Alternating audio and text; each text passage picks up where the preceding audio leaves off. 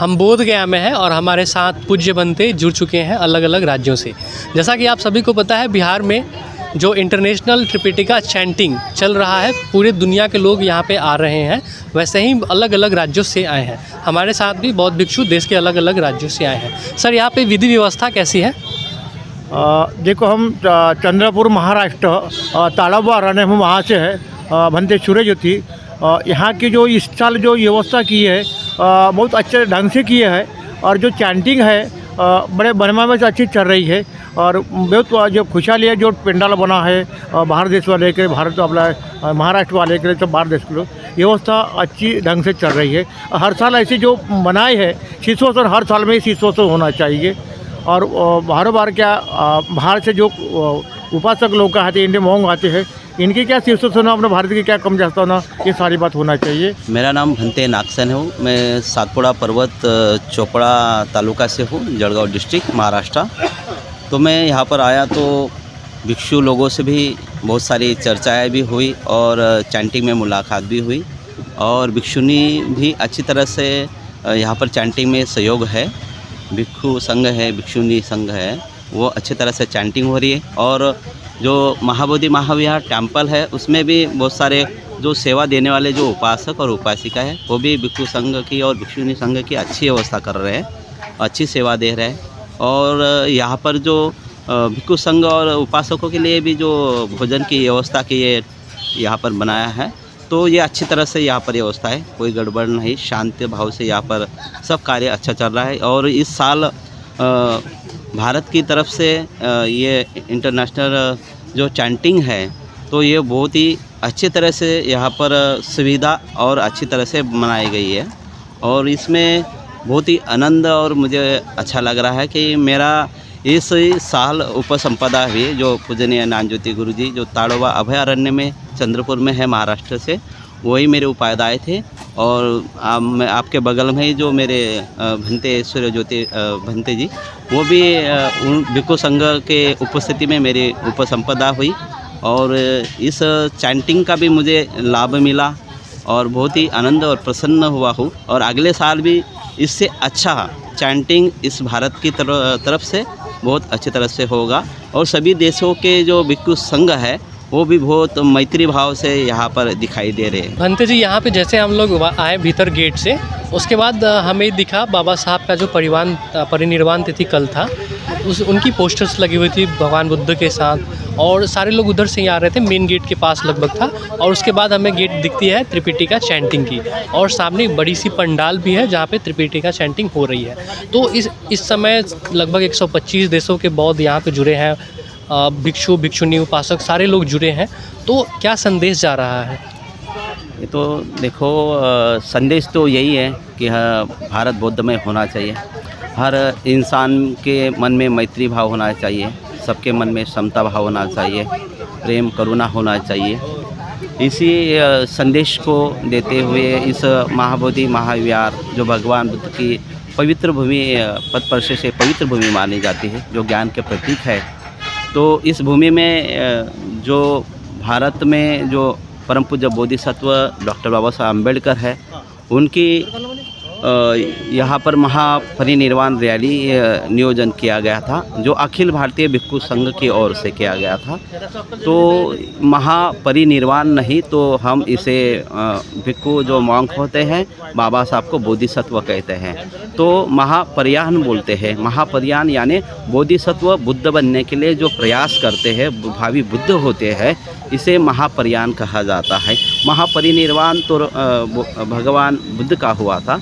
तो इसी तरह से जो 7 दिसंबर कल आपने देखा होगा कि सभी महाराष्ट्र के, भारत के सभी भिक्षु संघ और भिक्षुनी संघ और उपासक उपासिका इस बाबा साहब के प्रतिमा हाथों में तस्वीर लेते हुए बाबा साहब को पुष्प अर्पण करने के लिए जो महाबोधि महाविहार टेम्पल है, उसके बाजू में जो प्रतिमा को पुष्प अर्पण किया, दीप प्रज्वलित किया। और महापरिनिर्वाण के अवसर पर बोधिसत्व डॉक्टर बाबा साहब अम्बेडकर इनके मंगल कामना के लिए भिक्षु संघ ने जो भावी बुद्ध हो और भावी बुद्ध हो के इस भारत में सभी के मन में मैत्री का उपदेश देंगे, ऐसा भाई बुद्ध के लिए बोधिसत्व डॉक्टर बाबा साहेब अम्बेडकर के लिए मंगल कामना भिक्षुक तरफ से किया गया है। नमो हाँ, बुद्धाय। तो ये तो काफ़ी खूबसूरत, नमो बुद्धाय, ये तो काफ़ी खूबसूरत तस्वीर थी जब लोग अम्बेडकर, जो बाबा साहब की मूर्ति है बोधिसत्व बाबा साहब डॉक्टर अम्बेडकर जी की, लोग वहाँ पे सारे भिक्षु लोग गए पूरे देश विदेश के और चैंटिंग भी की है वहाँ पे। तो इसके साथ साथ जैसे देख रहे हैं बाबा साहब अभी अलग अलग देशों में उनकी प्रतिमा लग रही है, जैसे वियतनाम है, थाईलैंड है, जापान है और भी अलग अलग कई सारे देश हैं। तो इसका जो बाबा साहब का जो पूरा का पूरा जो उनका छवि है, जो पूरा का पूरा उनका कार्य रहा है, चाहे वो धार्मिक हो, संवैधानिक हो, अलग अलग सामाजिक हो, तो इसको आप कैसे देखते हैं और बाकी विदेश के लोग इसे कैसे देख रहे हैं जो अभी परिचित हो रहे हैं बाबा साहब से? अभी तो भारत देश के जो लोग हैं उनको अभी पता चल रहा है कि बाबा साहब एक भारतीय संविधान निर्माता है नहीं, तो बल्कि एक बाबा साहब बोधिसत्व भी थे। जबकि बोधिसत्व सिद्धार्थ जब हुए उसके बाद बुद्ध हुए, उसी तरह बोधिसत्व डॉक्टर बाबा साहब अम्बेडकर है। इसीलिए हर देशों में अभी बाबा साहब की प्रतिमा बनी जा रही है और बिठाई जा रही है। तो बाबा साहब अम्बेडकर ये भावी बुद्ध होने वाले, ये लोगों को अभी पता चल रहा है। तो ये यहाँ पर पूजनीय ज्ञानज्योति गुरुजी इन्होंने भी कहा है कि श्रीलंका में जो मॉन्क होते उन्होंने भी डॉक्टर बाबा साहब अम्बेडकर इनको बोधिसत्व रूप में कहा है और बोधिसत्व ही बुद्ध बनते हैं। ये तो अरहंत की वाणी कही जाती है और अरहंत की वाणी पर तो बौद्ध धर्म में विश्वास रखा जाता है।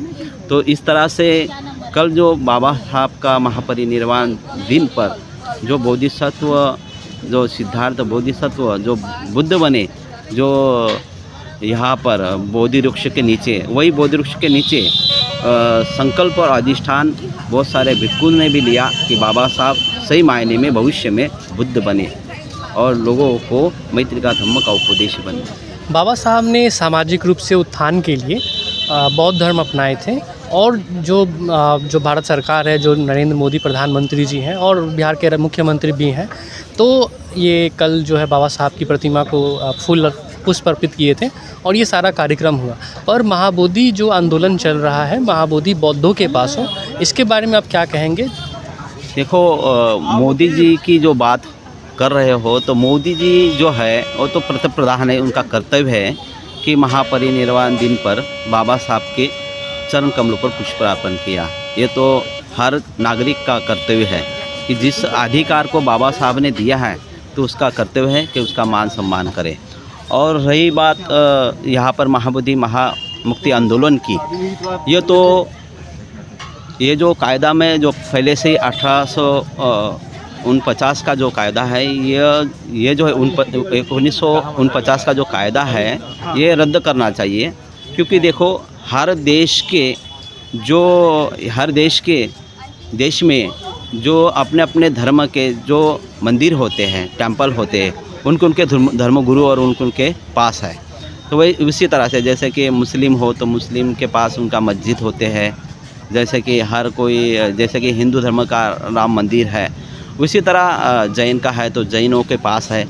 उसी तरह हम बुद्धिस्ट हैं, तो ये जो भारत की भूमि में जब भगवान बुद्ध का महाविहार है तो ये भारतीय भिक्षु संघ के हाथों में रहना चाहिए। जबकि इस भूमि पर जो सभी देशों के जो मॉन्क है यहाँ पर जगह लेके बहुत बड़े टेंपल बना है और इस पर यहाँ पर रहते हैं। इस तरह से इस भारत में देखा जाए तो सबसे ज़्यादा यहाँ पर जो फंड है जो महाबोधि महाविहार में आता है। इसीलिए ये लोग ये महाबोधि महाविहार छोड़ना नहीं चाहते हैं। इस संपत्ति के लालच में वो छोड़ना नहीं चाहते, वो अधिकार जिनका है उनके पास देना नहीं चाहते हैं। लेकिन इस अभी जो पूजनीय ज्ञानज्योति गुरुजी है, उन्होंने भी सुप्रीम कोर्ट में इस याचिका दाखिल की है। पहले कि दलाई लामा ने जो किया था, आकाश लामा ने इस आंदोलन को, उसके बाद विनयाचार्य जी थे, उन्होंने भी इस आंदोलन को आगे बढ़ाया। लेकिन इस समय पूजनीय ज्ञानज्योति गुरुजी है, इन्होंने भी इस आंदोलन को बढ़ाने का प्रयास कर रहे हैं अभी। तो क्या पता अभी आगे चल के जो भारत के जो भिक्षु संघ है और महाराष्ट्र के, विशेष तौर पर महाराष्ट्र के अगर भिक्षु संघ अगर इस कारवा को आगे बढ़ाएंगे तो सही मायने में ये महाबोधि महाविहार जो मुक्त हो जाएगा, जो बाबा साहब ने भी महाबोधि महाविहार मुक्त करने का प्रयास किया था।